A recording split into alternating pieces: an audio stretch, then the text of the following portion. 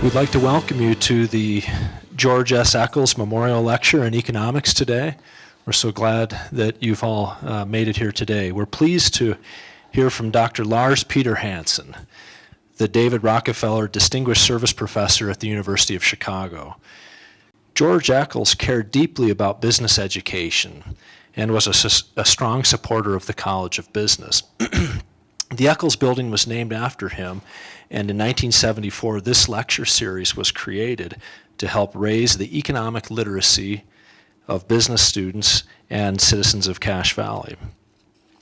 Past speakers of the Eccles Memorial Lecture have included management guru and author Peter Drucker, Alan Greenspan, the former chairman of the U.S. Federal Reserve System, Jim Bullard, the current president of the St. Louis Fed, and other Nobel laureates such as Milton Friedman, Gary Becker, Ed Prescott, and Vernon Smith. I think George Eccles would be pleased today to know that another Nobel laureate is speaking at Utah State University as part of this lecture series. Dr. Hansen is a leading expert in macroeconomics, finance, and statistics, and he received the 2013 Nobel Prize for his work in these areas. Dr. Hansen grew up in Cache Valley and graduated from Logan High School. He graduated magna cum laude from Utah State in 1974 with bachelor's degrees in mathematics and political science, and then went on to earn a doctorate in economics from the University of Minnesota. Please join me in welcoming Dr. Lars Hansen.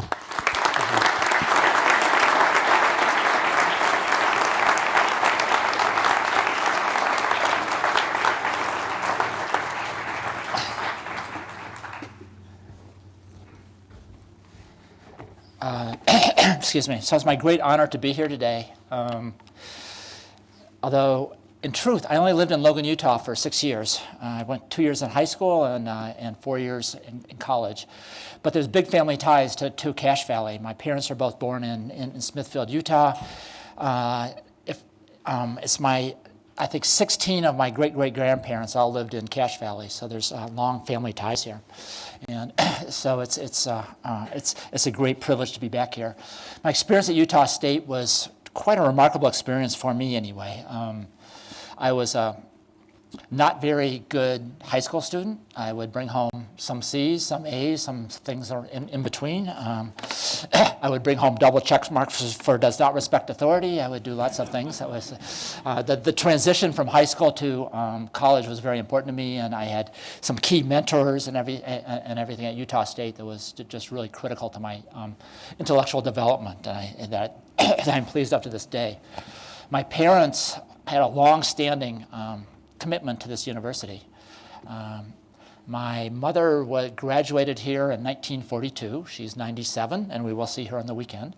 My father was provost here for, I don't know, around 16 years or so, and had a big commitment to this university.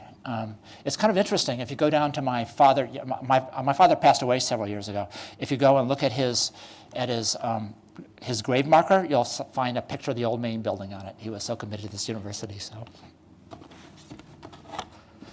So anyway, this is a very special place for me. And I still remember Doug Anderson from he and I were in classes together, and he was actually a pretty good student, as I recall. So it was. So it's really my privilege to be here today. It's kind of a funny title to a talk, but hopefully I'll make more sense by the end of this. I've had a lot of interest in uncertainty, and today I'm going to talk about stuff that's tied to my long-standing research interests, and that's kind of about how economic researchers themselves, as well as people that populate the models we build, the consumers, the enterprises, even societies make decisions in the face of uncertainty. As you see from my talk, my research has been aided by interest in multidisciplines, mathematics, statistics, and finance, along with economics. And these interdisciplinary connections have been really vital to what I do, and it's been really of great value.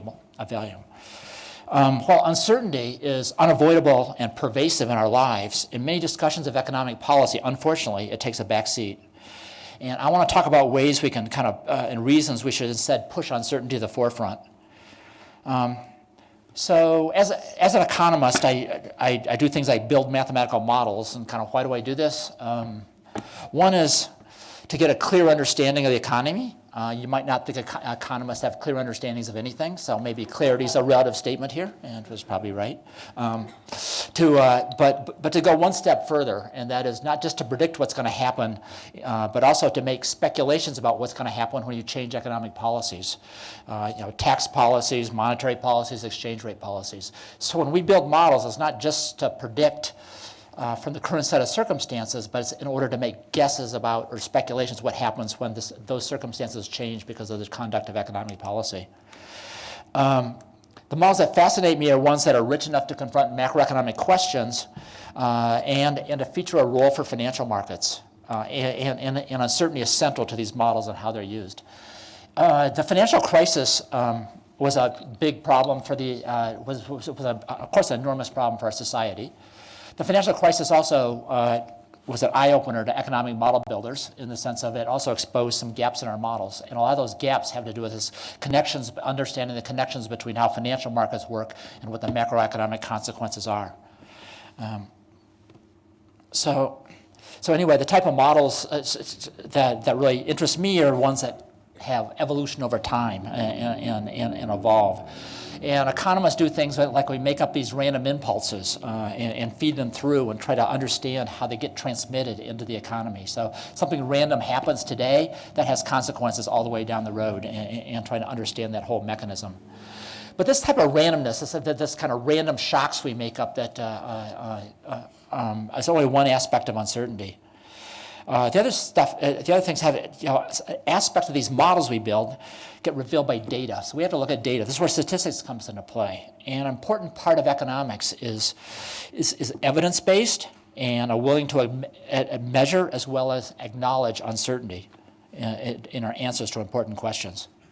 And then finally, the models we write down, you can trust me, are highly simplified, they're highly stylized, and they're necessarily wrong. We don't have any pretense that these models are like, excuse me, some complete replication of reality. In fact, they wouldn't be very useful if they were. And so we have to confront the fact that we're using wrong models in smart ways and sensible ways, and at the same time guard against the flaws in the models as not getting in our way in terms of the conclusions we draw. And that's a tremendously hard thing to do, and it's also in many respects the most important aspect of uncertainty, I think. So anyway, these type of imperfections make me want to think about uncertainty in much broader terms than is usually the case. So given my experience as an economist, I'm convinced that this uncertainty is important, and I'm convinced that it's important in decision making, it's important in understanding how the economy works, and it's also I'll talk a little bit about policy and how it can give a much more sober interpretation of policy. You might observe that the economists that seem to make headlines in newspapers are ones that assert themselves with great confidence. Then multiple economists assert themselves in great confidence in ways that are conflicting and contradictory. So you might imagine this confidence is in some sense false and phony. And so the question is how we shift to a more sober understanding of economic policy going forward. So anyway, let me get started here. Here's a funny picture that I kind of like. It's peculiar because I'm splicing some stuff together here. But there's two things that are spliced together here that are very important in kind of what I want to talk about. In economic models, the first is the person on the left. It's Jacob Bernoulli. He was he kind of took probability from into a new place. If you look at Jacob Bernoulli was writing 300 years ago. Jacob Bernoulli came out of situations where probability theory at that point in time was a theory about games of chance. Think about flipping coins. There's a 50-50 chance of some outcome. Or think about rolling dice. You know the probabilities of things. And so there are lots, and looking at complicated versions of those type of calculations. So that's really what probability theory was. And Bernoulli said, well, put in the game, well, really, we don't know these probabilities. How do we figure them out by looking at data? And that's why he came up with this, what's known now as the law of large numbers. He actually did much more than that. The law of large numbers was all a statement about how you learn stuff from data. And it's kind of what the statistical discipline is all about. And so that's Bernoulli on the left-hand side here. And so when I'm an economist and I'm looking at the underlying economy, I'm looking from the outside, trying to learn things. And I've got data to think about making that in order to figure that out. Now, here's where economics is different than physics. We build mathematical models. Sometimes people accuse us of being trying to imitate physics. The people here, this is a painting by Pizarro on the right-hand side. It's a painting of a marketplace. People come to market, they don't know what prices are going to their goods will take. They don't know the demand for their goods. They don't know how much goods to necessarily bring. They have to speculate and make guesses. They also face uncertainty. And so the people inside our models face uncertainty. They're forward-looking in contrast to standard physics models where particles aren't forward-looking. The people in our models are forward-looking. And this is why economics is different than physics. And this is why although we like to use mathematical models, we have to think about things differently precisely because we've got people inside our models making decisions, and they face uncertainty as well. So I think on the left-hand side is this Bernoulli looking from the outside as outside uncertainty. There's inside uncertainty, inside our models, people making decisions, they also confront uncertainty. So this is where I'm kind of just categorizing what I was just saying here, that there's kind of dual role for statistical thinking in economic analysis. One is this outside of model perspective. Given these dynamic models, the researchers, they estimate parameters, they make guesses as assess model implications. But there's also inside the model analyses in the sense of when you build models, we got people making investment decisions, making decisions about how much education they want, making a whole variety of forward-looking decisions. And they also have to cope with uncertainty.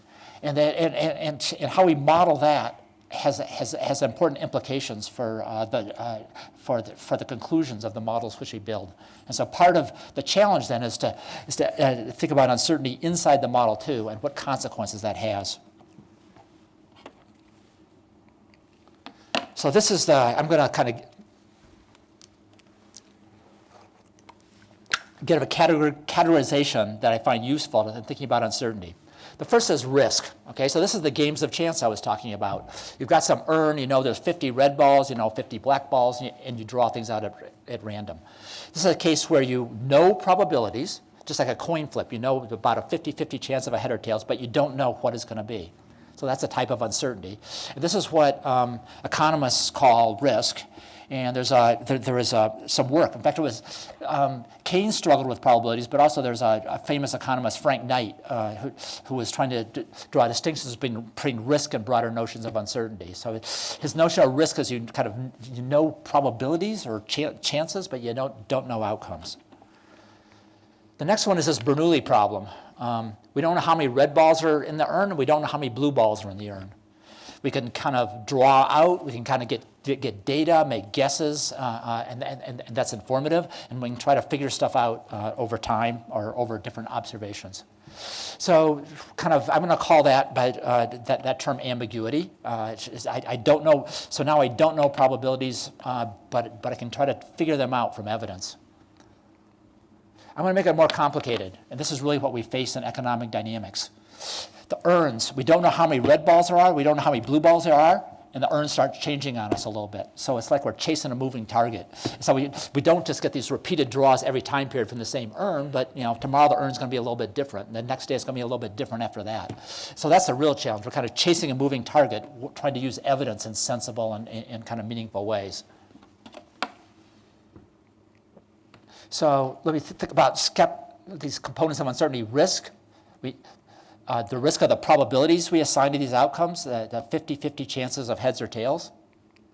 Ambiguity, we've got multiple views of the world, multiple models on the table. We don't know which one is right. How do we weight those different models? How much confidence do we put in those different models? And how do we approach that? The third one is model misspecification. The models we write down, they're wrong. We know they're wrong, but we think they're useful. What do we do with models that, quote, aren't perfect? We know they're wrong. How do we account for that type of uncertainty? Uncertainty about how they might be mistaken. In many respects, I think that's the hardest one of the three components. A lot of economic analysis is about the first one, risk. We talk about risk aversion. We have lots of models in which we give people, we pretend people inside our models know probabilities, but they don't know outcomes. Model ambiguity, that's where lots of statistical tools come into play. That they help us think about how much weight we might want to put across models and how we might learn about things. But then there's this model misspecification, which is also important. So here's a picture. This picture has a bit of a funny story to it, and then I'll get to the picture. There's a famous economist at Chicago years ago. He was there when I first got there. I'm not going to say when I first got there, because it was a long time ago. But his name was George Stigler, and he was made fundamental contributions to industrial organization. George Stigler has a son who's one of my colleagues in the statistics department there named Stephen Stigler, who's an expert on the history of statistics, the kind of world's expert on it. And he and his wife are good friends of Grace and mine. So friends at Chicago are interesting things.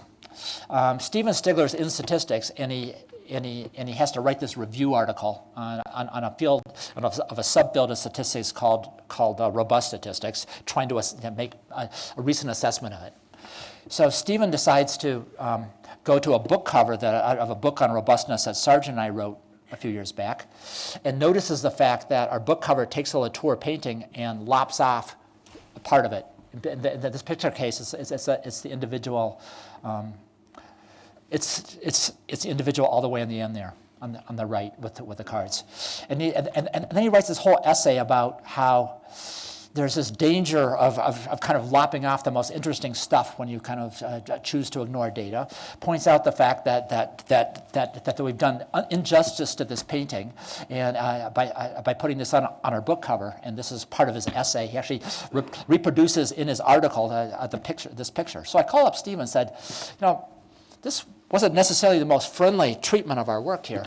And Steve says, I just gave you a ton of good publicity, and I look forward to the royalties that you get off your book that you should freely share with me. So Stephen was exactly right that our book did not do justice for this painting because the publisher made us shrink it, and we lopped off a key part of the painting. So indeed we were guilty of what Stephen accused us of.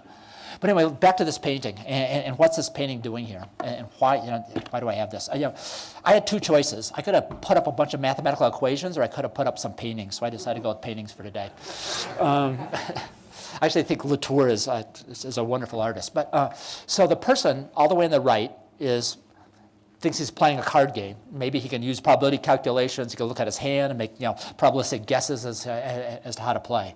Then we kind of moving along. There's a dealer there with somewhat shifty eyes. There's a person pouring some interesting beverage there. Perhaps it's also in on this. And then, of course, there's a person all the way on the left with something funny going on behind his back. So the person on the right thinks that this is some nice fair game, and and in fact there's stuff going on that's not quite. Things are not quite so simple as you think. And the reason I put this on here is not to tell you that the world's out to get you, but that when you start using insights like models in economics in insightful ways, you better think about the ways in which they can go wrong, and the ways they can go wrong that have adverse consequences or bad consequences to your analysis. And you better be worried about that and make some type of cautious adjustment for that, and not use the models naively. Just because they're mathematical and formal doesn't make them correct. And so this is kind of a notion that this idea that we want to use this formalism, but in sensible ways, and at least ask how they might go wrong in ways that are really impactful. So statistical complexity is really important in what I do. We're trying to model people inside complex environments making decisions.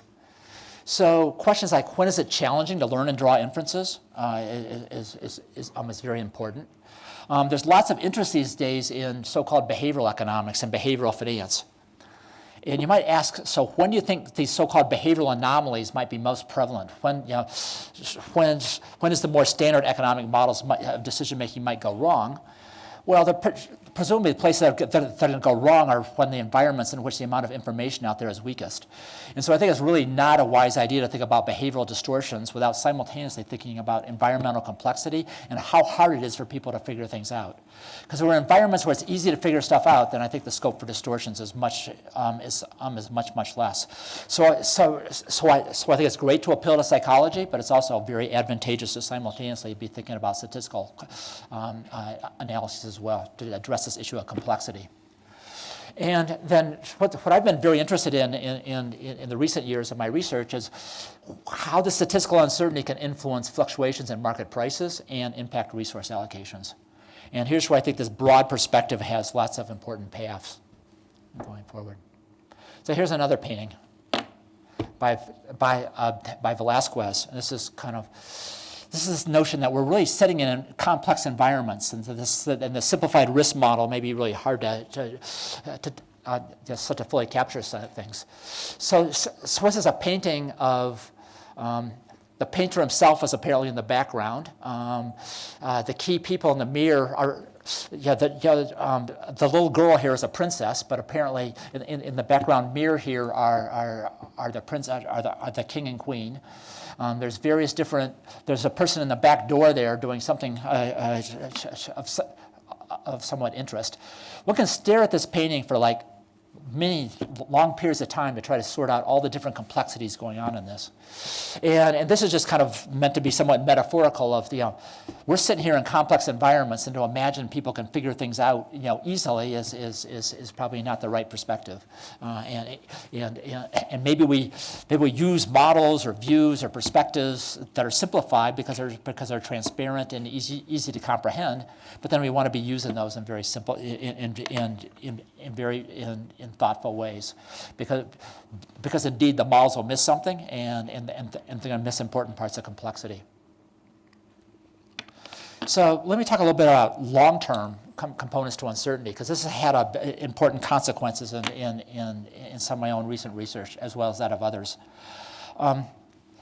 There's been a recent debate about secular stagnation from various different macroeconomists, also from people that study technological progress within economics from an historical perspective.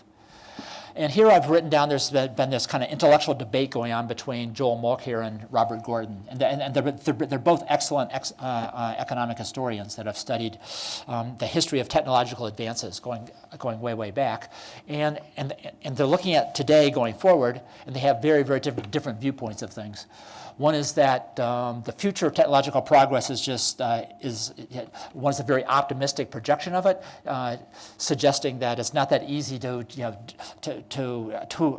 dismiss technological advances in the future, and the technological advance itself creates new challenges, and so a very optimistic picture.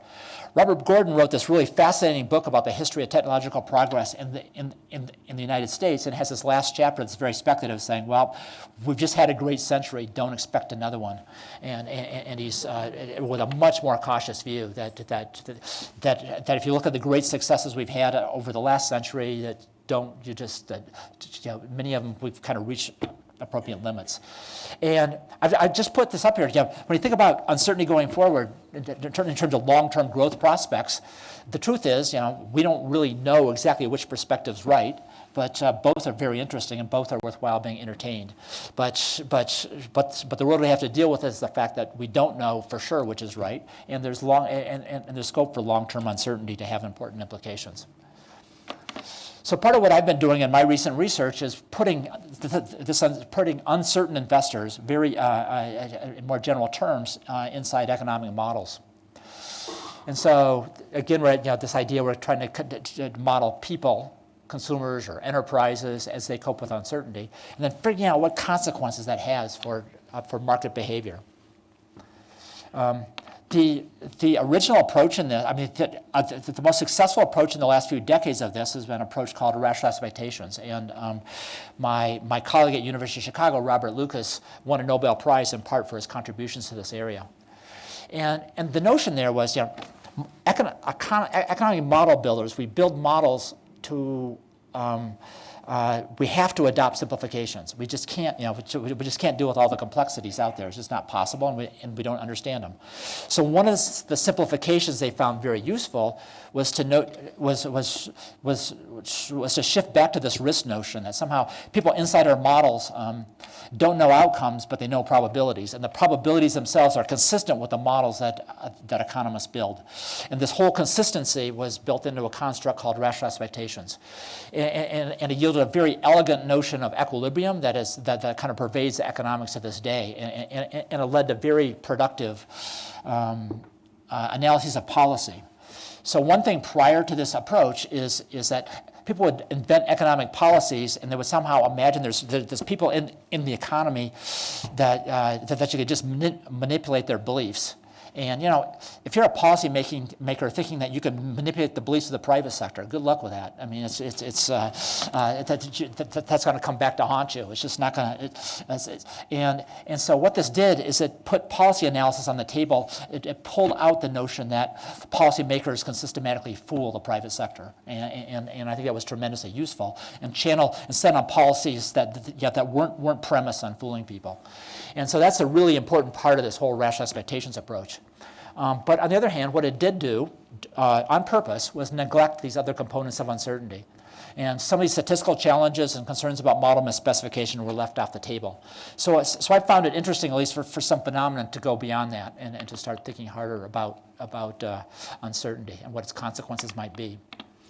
So part of what there's the empirical literature or the economic literature which I've contributed to push this risk model, but to my sense pushed it very, very hard. It ended up giving these people inside the models lots of subtle knowledge about long-term uncertainty, as if they could figure things out, all the probabilities out, and then showing that once you put long-run uncertainty on the table, but in this very confident way, that it had some important outcomes. And so showing that it had the important outcomes was quite important, but it left me and others asking, where does this confidence come from? I'm sitting here as an econometrician, or this kind of economics person matched with statistics, for decades trying to struggle to figure things out. The models weren't quite right, and I was trying to figure out how to get better ones. Suddenly, people inside my models had all this stuff figured out. And maybe that's a tension that we want to avoid. Now, I'm willing to believe the private sector is a lot smarter than me, but I would like to think that they're not a whole lot smarter than me. So I was trying to kind of get rid of that gap there. And so what this literature did was that it imagined people had things figured out. Economists are also very good at bending things to make things move around. So one thing we invented was stochastic volatility. We know that markets are volatile sometimes and not volatile others. Our explanation, we make up a shock called stochastic volatility, and it moves around. And it's really not much of an explanation. It's very good at accounting for data because those movements are in there. But it leaves on the table what causes it. And finally, these models, in order to be successful, they had to make people very, very, so-called very, very risk averse, and in ways that look quite implausible. And so I viewed this literature with intrigued, but with a little bit of skepticism too. So what might we get by thinking about uncertainty in broader terms? So I'll just kind of sketch out a little bit. Taking more robust approaches or more to think about uncertainty, use models in more sensible ways rather than just discard them. Use probability and statistics to provide tools for assessing the potential for model misspecification. Want to include this ambiguity aversion. People don't really know probabilities, but use data to try to figure it out. But then the outcome it turns out to be quite intriguing. The outcome is that the decision maker, when he's uncertain, when he can't figure things out, if he's going to be cautious, he's going to look at the types of uncertainties that he can't figure out that have the most adverse consequences, the ones that really have the biggest negative impact on what might happen to it going forward, and at least looking at that negative impact and and perhaps trying to guard against it. And so kind of what comes out of this is, from the market side of this, is you have this private sector with uncertainty about future macroeconomic growth rates. we start putting investors in these models, and things and some interesting asymmetries start showing up endogenously. First, if you imagine that you don't, think about macroeconomic growth. One possibility is that the macroeconomic growth is so highly persistent. So like if good times happen today, they're going to continue to happen for a long time. If bad times happen today, they're going to happen for a long time. That's what I mean by persistence. Things just are durable and last for a long time. Well, maybe I really don't know how much persistence there is, and in truth, you try to measure it statistically, you're going to find this challenging. So if I'm looking at that persistence, and I say, well, good times, do I like persistence? I love persistence. Let the good times rule. What I fear is the lack of it. Now take bad times. Bad times, I just hate persistence because it means I'm just going to be stuck in the bad times. So your perspective on persistence really is different in good times and bad times. And so, and putting that changing of perspective inside the models is what can kind of enrich the dynamics. And this alone can start inducing fluctuations in market prices and prices inside these financial markets. And this can be a source of fluctuations coming from this notion of you're changing perspectives on what are good and bad views of the economy. So here's the type of thing that happens. One can write down. This chart here gives a projection, an uncertainty projection off of some type of macroeconomic trajectory. And as they go forward over many horizons here, there's a gray area here that just fans out. The solid black line is the kind of median or best forecast. And then there's a range over there because there's uncertainty, probabilistic uncertainty, and that's captured by a fan-shaped region. But now I'm not really certain that's the right model. And so then the more cautious approach is to take that original shape and twist it down a little bit because I'm not really sure that that's the right model. And this notion of shifting between good and bad times kind of leads you in terms of long-term forecasting to make these more conservative adjustments and to take a gray cone-shaped region and twist it down into this more red-shaped region of caution. So now I'm going to shift to policy.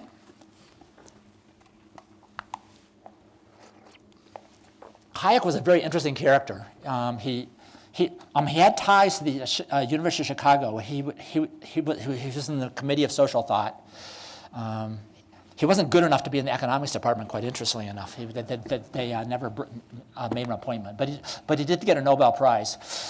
Hayek shared a Nobel Prize with his Myrdal, and Myrdal and Hayek were very, very different. It was a kind of a total balancing act by the Nobel Committee. And Hayek just wins the Nobel Prize in economic sciences.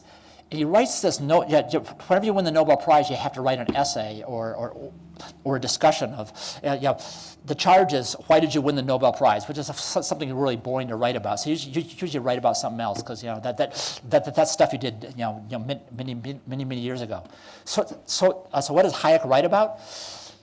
He challenges to the extent to which economics is really a science. So you just win the Nobel Prize in economic sciences, and then you write this essay about, well, is economics really a science? And questioning that. So it's kind of a fascinating essay. I don't agree with lots of it. He's kind of down on quantitative economics, which I'm a big fan of, but let me put that to the side.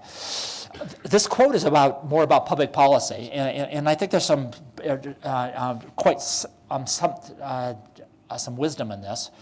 Even if scientists recognize the limits of studying human behavior, as long as the public has expectations, there will be people who pretend or believe they can do more to meet the popular demand than what is really in their power. Look at some of the economists that go out of their way to try to influence policy and their great excessive confidence in their statements. And so I think it's kind of connected. I think they're kind of, Hayek's describing exactly those people. There's demand. Policymakers want them because they want confident economists. But on the other hand, it's a false confidence in many respects. So there's a little bit of a danger in going that route.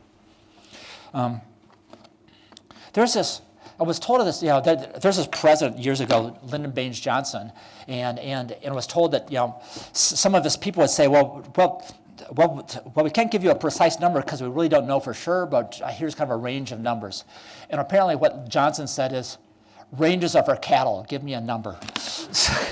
That's the mentality of policymakers. You know, they just want some confident statement.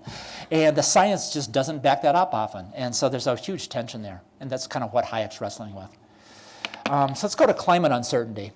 I've spent some time because I've been very interested recently in connections between economics and climate science. If you start really looking seriously at the climate models, these are models that are, in some sense, very mathematically complex, but they're also known to be wrong. They're known to have systematic distortions and biases in them. And I'm just appealing to various different authorities here, pointing out that climate scientists understand that this is the case. That their models are have some serious flaws in them, and are yet in certain aspects of their predictions are just off target. And the last statement, the behavior is not tracking model projections, and there's lots of evidence that this is the case. Climate scientists, I believe, like economists, are afraid to concede too much uncertainty in their models because the fear is that therefore the whole enterprise will be dismissed, and which I think is exactly the wrong conclusion to draw. I think just because climate science models are imperfect and just because they're flawed doesn't mean they're not also insightful. I found this, so here's just an illustration in the sense of the blue band is kind of the statement of where people think that temperatures might be headed, and the models are just systematically missing it by giving these different yellow lines falling before, and the observations, and so this is kind of showing the sense in which these models in the short run are kind of misspecified and kind of known to be misspecified. There's also a huge amount of variation in them. Here's the models projected out. It's interesting, economists project their models out for a few decades and we get nervous. Climate science models goes out for centuries, in part in order they can see how all the physics works its way through the system and understand better how the models work. But these models, these are not variation. These are not uncertainty within a model. These are uncertainty across models. These are all the various different models and projections, and they're kind of all over the map as you see going forward. So there's lots of uncertainty attached to this, and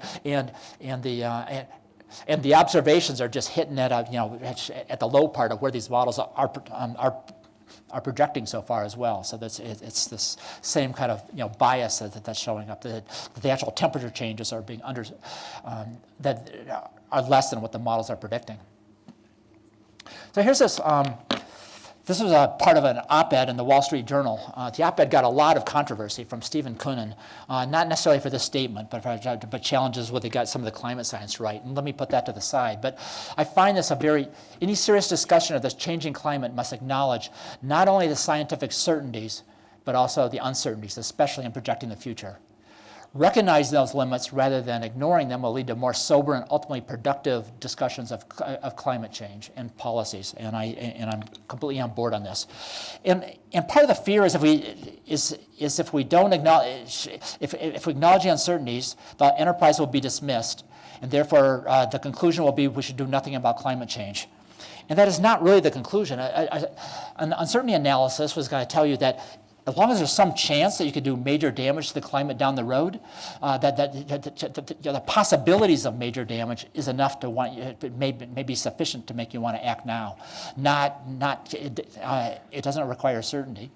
And it's because just the chances of these adverse things happening means that you may well want to act now and not delay. So it's not the case. It's not the case that once you acknowledge uncertainty, the next conclusion is that you should do nothing. If you really think about decision theory under uncertainty in the appropriate ways, you're still going to be looking at how bad things could be, and that may well be enough to make you want to take action today. I've been interested in this subject called in the oversight of financial markets. And there's this construct that came out in the press, and it came out in the academic literature called systemic risk. And this is a grab bag of scenarios that rationalize interventions in financial markets. sometimes there was this justice of the Supreme Court called Potter Stewart, and he was talking about pornography, and people asked him to define what pornography is, and he said, well, I know it when I see it, but I'm not going to tell you exactly what it is. And there was a sense in which systemic risk was a bit like that. In the academic literature, pre-financial crisis, it was barely discussed, and post-financial crisis, then it's discussed all the time. But the truth is, we have we have modeling challenges between these linkages between financial markets and the macroeconomy. The financial crisis exposed gaps in our models, and we're trying to understand better those gaps. And so that creates an interesting challenge in terms of doing prudent financial market oversight. There's definitely limitations to our understanding, and there's some very smart policymakers that have made public statements about this. And have been clear about this. So this is another case where I think it's better to think about uncertainty in broader terms and not in such narrow terms. A long time ago, Milton Friedman was writing about monetary policy, and he was commenting about the fact that there are these not a complete understanding of the transmission between monetary policy and the macroeconomy. He coined this term long and variable lags to kind of get at that. And he argued that because the limits to our understanding, maybe we should be adopting simpler policies that don't overstate our knowledge. After the financial crisis, I went to a lot of meetings in which there were researchers from the various different feds and regulatory agencies that said, financial market oversight is a complicated problem. It is a complicated problem. They said, therefore, it requires a complicated solution. Well, that conclusion does not follow. And once we acknowledge our limitations, more simple approaches to financial market oversight are probably the more prudent ones. There's no point us overstating our knowledge and designing complicated solutions that may in fact turn out to be counterproductive. So, do complicated problems require complicated solutions? Not necessarily at all. Once we acknowledge limits to our uncertainty, the linkages between financial markets and the macroeconomy, we may well be led. More prudent things I believe, are more simple things. Specific models on the table may have complex prescriptions, but we don't know which is the correct model. Robustness has you ask, well, I don't know which of these is the correct model. What's a sensible policy that works across all these different models rather than focusing all my attention on one view or one model of the world? And maybe it's not the best policy under any of these views, but it's a good policy under all of them. And I think it's a much more sober way to approach the problem. Simple policy also have the following consequence. They avoid adding uncertainty to the economic environment. So if we think about financial regulation, the private sector was faced. Dodd-Frank is this enormous bill that's like 300 pages or 500 pages. It's a very complex document. I would tell you that I've read it, but I've never had the patience. And even in spite of that complexity, there was lots of uncertainty about how it was going to be implemented in practice. It left lots of different holes over in various different places. Simpler policies have the advantage of not adding uncertainty. Policies like that, because of their complexity, led to uncertainty about how it's going to be implemented, and it also opened the door to regulatory discretion that could easily be counterproductive. If you have simple policies on the table, then the implementation is easier, and it's easier for the private, and it's less taxing on the private sector to have to adapt or respond to them. So this comes to this kind of so-called the Nobel falsehood. I wrote an essay that made a reference to this Nobel falsehood. I got educated by my philosophy colleagues on campus about this. And in my essay, I had a trouble with spelling. I spelled it Nobel for some unknown reason, and it had to be flagged by somebody else about the correct spelling of the term. So I was kind of tainted for some reason. I'm not quite sure why. So what's this Nobel falsehood about? Some people call this the Nobel lie, but it's really, I was told it's really a Nobel falsehood because it was not misintended. It's this notion that when we confront uncertainty in the public, I think there's this view that, well, as long as we have a good cause in mind, it's okay to understate the uncertainty. Because uncertainty is very, very hard for the public to understand. And so maybe what we ought to be doing is just focusing on some simpler justification in order that the public can understand it.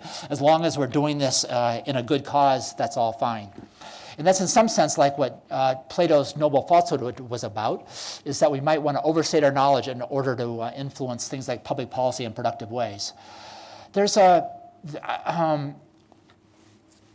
There might be a sensible way of doing that, but I think you would want to do this very openly. And that is, if you really are averse to these ambiguities and concerns about model misspecification, there is often an ex post justification one can construct that's fully probabilistic that justifies the outcome. And one could put that explanation on the table and it might be more transparent. But you should recognize that that's not something that was arrived at as the best model. It was arrived at as a possible model that can be used to help justify the course of action. So, smart course of action here are ones that will want to limit possibilities of bad courses of action.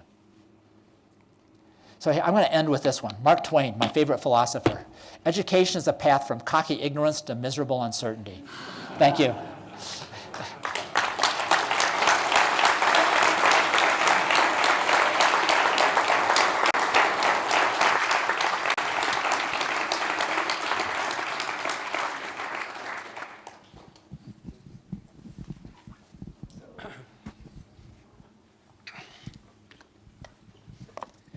Well, Lars, thank you so much for coming today and really contributing such a great set of observations to our academic community. We don't really have time for a lot of questions, but maybe on behalf of the audience, I'll just ask you one final question in conclusion.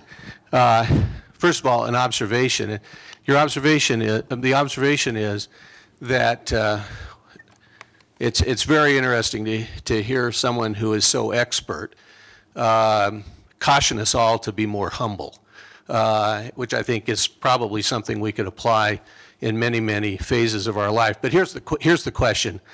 Oliver Wendell Holmes once said, "I would not give a fig for the simplicity this side of complexity, but I would give my very life for the simplicity on the other side of complexity." Can you relate to that, and if so, why? Holy moly, wow.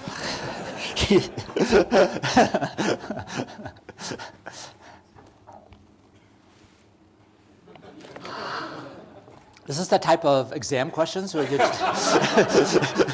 There's another one to follow. The exam question is why? Why? Yeah, right. So, simple explanations have lots of virtues. They're transparent. We can understand them. Simple models have huge. If I build models that are highly complex, they start looking like so-called black boxes. I can feed in numbers in the input, I can get numbers out the other side, and I don't really know what's driving them. And the simplicity helps with the transparency of the model to understand really what makes things work, what drives the conclusions, and kind of whenever this modeling exercise has become complex, it turns into a black box. I find it potentially counterproductive and mysterious. So that's a sense in which I think simplicity has some virtue. And maybe the right way to be doing models is before we maybe to simultaneously be thinking about simplified models and at the same time with the more complex counterparts, but the simplified ones really convey all the mechanisms in kind of much more transparent ways. So there may be a way to be kind of combine the two approaches, and I actually think that could be quite fertile. But the simplicity is, I think, very important in terms of the transparency of things. Just like I think simplicity is very important in terms of policy making because of the transparency. Because think about financial markets. So we're going to invent some complicated regulations. We're going to have the private sector hiring really smart people to get around them. We're going to have the public sector with less money hiring people to try to enforce them. And you can guess who's going to win that game in the long run. It just doesn't seem very productive to me. So The world is complex. We have to figure out ways to confront that complex world. Simple insights can be quite powerful, and I think simple approaches to policy can be quite powerful, and we just have to combine them in shrewd ways. And I have no idea what that has to do with Oliver Wendell Holmes' quote, but I will leave that to you. Thank you very much.